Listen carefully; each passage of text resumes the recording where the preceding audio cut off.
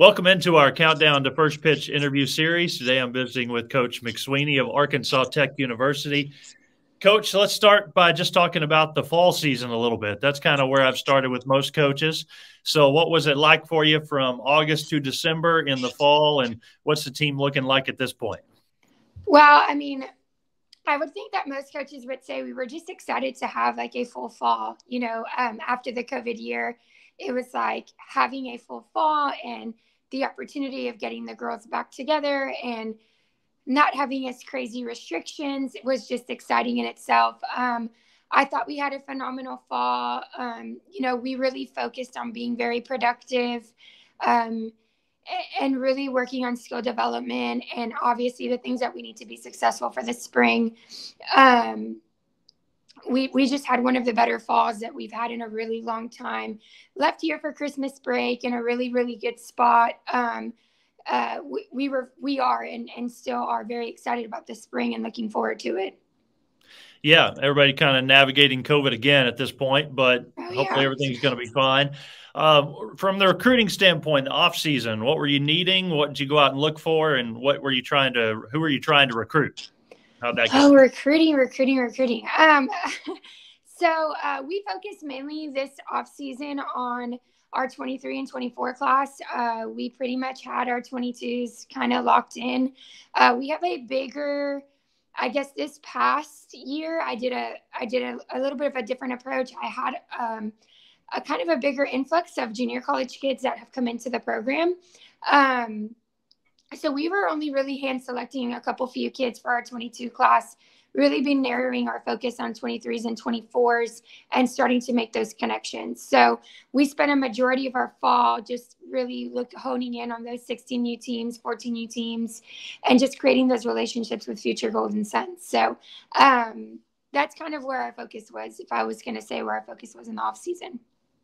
Okay, so Coach, as we talk offense, we have to talk about Mckenzie Goins, kind of leads the charge there, but she's not the only one. Let's start with offense. Tell us about some of the players you're going to be counting on this year. Offensively, our staples are miraculously are coming back, minus Patty Laredo, which we will miss big time. But, Mckenzie Goins coming back for her 5th year in the offensive lineup will be a staple in that 3-4-5 area. Mckenzie Goins, she kind of had some,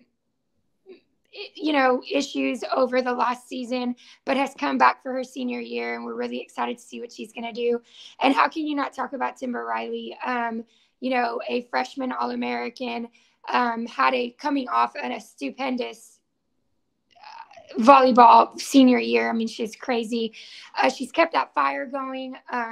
Now with us full time. So we're excited about her. Excited about Caitlin Wells. Wow, what a great freshman year she had. Bringing her back, working on some improvements in her swing to make her that much more of a viable force. And then of course some others offensively that we're excited about that have come back, Brooke Pruitt, Arissa Harris, which kind of did some great things there at the end. So we've got some pretty good staples in there that we're excited about. Coach, before we talk about pitching, although pitching's probably part of your answer here, but 3 straight conference tournament championships in a row. I know we're talking about 2022, but it's worth mentioning. We have to mention that.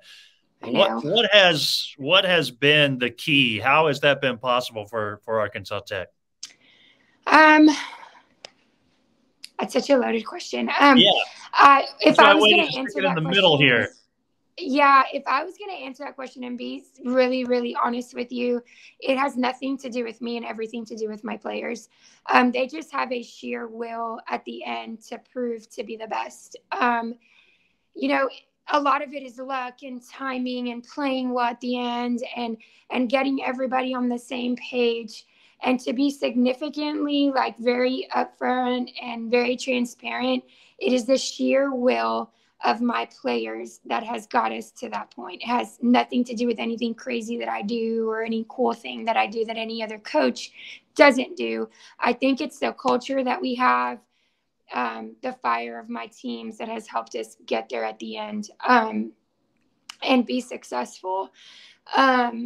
I think, and you mentioned it, the pitching, I think our approach with being a platoon type system has kept them healthy through the entire season. And I think that really helped us at the end. They weren't tired. They were still kind of fresh through the end. But really, it's them. It's not me. It's those girls and the hard work they put in and the fight that they have at the end for sure. Yeah. Well, Coach, what about pitching this year? Let's talk about that. Tell me about who's in the circle now. Well, we bring back Shannon Lacey, who a second-team all-conference player, had a really great freshman show. We're excited about having her back. She has become more consistent, more diverse in the mound. We're excited about her. Kayla Cartwright, which threw amazing for us there at the end and really took on a starting role when we had originally had her as a closer, has done a fantastic job. And then Maddie Pro has come back for her 5th-year campaign. She's taken her COVID year. Having those 3 veterans coming back with the addition of Lexi Taylor and Caitlin Wells that got innings as well is really exciting. A new face that you'll see in the circle this year is Bailey Buffington. We're excited about her coming from Crowder College. She brings that fire that you look for. She's kind of a spitball kid, gets on the mound, refuses to lose. So I think she's going to complement those veterans that I have in the circle really, really well. All right, Coach. Lastly, your schedule. Tell us about your non-conference schedule, what that looks like this year, and how that's shaping up. Well, I've kind of told everybody these first 16 games may be the death of me, but